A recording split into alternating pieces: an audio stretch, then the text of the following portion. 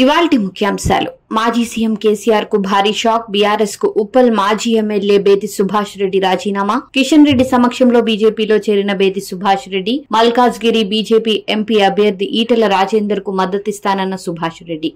కేసీఆర్ అన్న కొడుకుపై కేసు నమోదు. బంజారాహిల్స్ పోలీస్ స్టేషన్లో కేసీఆర్ అన్న కుమారుడు కన్నారావు సహా 5గురిపై కేసు నమోదు. న్యాయం కోసం వెళ్లిన యువకుడిని బెదిరించి డబ్బు తీసుకున్నట్లు ఫిర్యాదు. గెస్ట్ హౌస్ లో నిర్బంధించి దాడి చేశారని పేర్కొన్న యువకుడు 60 లక్షల రూపాయలు 97 తులాల బంగారం దోపిడీ చేసినట్లు ఫిర్యాదులో వెల్లడి.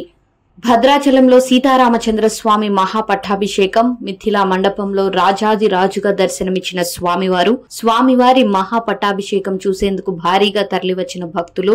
స్వామివారికి పట్టు వస్త్రాలు సమర్పించిన గవర్నర్. తెలంగాణ భవన్ లో కేసీఆర్ కీలక సమావేశం. లోక్సభ ఎన్నికల ప్రచారంలో చేపట్టాల్సిన కార్యాచరణపై దిశానిర్దేశం. లోక్సభ అభ్యర్థులకు బీ ఫారంలు అందజేయనున్న కేసీఆర్. హాజరైన ఎంపీలు, ఎమ్మెల్యేలు, ఎమ్మెల్సీలు, పార్టీ నేతలు.